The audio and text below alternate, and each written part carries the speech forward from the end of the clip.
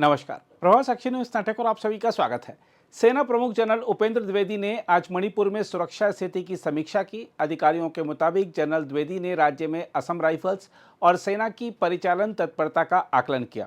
उन्होंने बताया कि जनरल द्विवेदी को मणिपुर में जमीनी हालात और क्षेत्र में शांति तथा सुरक्षा सुनिश्चित करने के लिए चल रही पहलों के बारे में भी जानकारी दी गई। रक्षा मंत्रालय ने एक बयान में कहा है कि जनरल उपेंद्र द्विवेदी ने परिचालन तैयारियों का आकलन करने तथा सैन्य नागरिक सहयोग बढ़ाने के लिए मणिपुर का दौरा किया। उन्होंने सैनिकों की व्यावसायिकता और दृढ़ता की सराहना की। सेना प्रमुख ने राज्यपाल से भी मुलाकात की और शांति तथा विकास के लिए सहयोगात्मक प्रयासों की पुष्टि की। जनरल द्विवेदी के साथ एक दिवसीय दौरे में सेना की पूर्वी कमान के कमांडर समेत वरिष्ठ अधिकारी भी मौजूद थे। उन्होंने इम्फाल के राजभवन में राज्यपाल अजय कुमार भल्ला से भी मुलाकात की।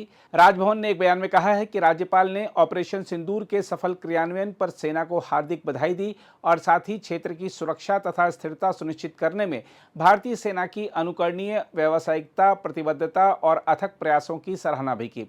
इस दौरान बुधवार को इम्फाल में शुरू हुए डूरंड कप पर भी चर्चा हुई।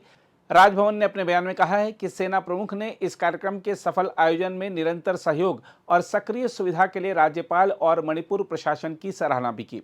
हम आपको यह भी बता दें कि राज्यसभा ने मणिपुर में राष्ट्रपति शासन 13 अगस्त से अगले 6 महीने के लिए बढ़ाने के प्रस्ताव पर चर्चा के लिए 2 घंटे का समय निर्धारित किया है। राज्यसभा की कार्य मंत्रणा समिति की निर्णय की घोषणा उपसभापति हरिवंश ने की है।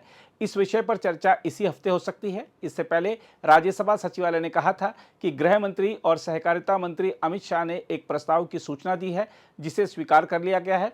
अमित शाह के प्रस्ताव में कहा गया है, यह सदन मणिपुर के संबंध में राष्ट्रपति द्वारा संविधान के अनुच्छेद 356 के तहत जारी 13 फरवरी 2025 की अधिसूचना को 13 अगस्त 2025 से अगले 6 महीने के लिए बढ़ाने का अनुमोदन करता है।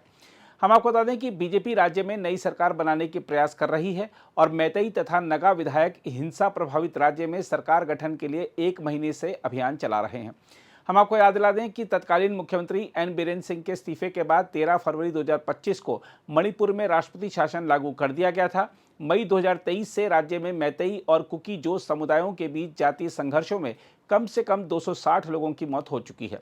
हम आपको यह भी बता दें कि मणिपुर में राजनीतिक गतिविधियों के साथ ही आगामी चुनावों की दृष्टि से भी तैयारियां चल रही हैं।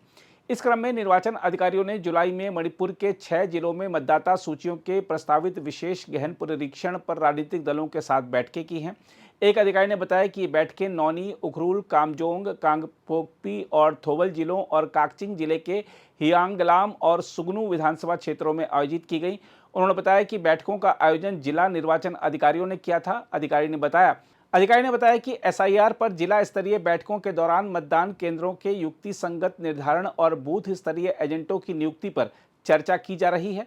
उन्होंने कहा कि राजनीतिक दलों को मतदाता घोषणा के लिए स्वीकार्य दस्तावेजों पर सुझाव देने और चुनाव संबंधी चिंताओं को उठाने के लिए आमंत्रित किया जा रहा है।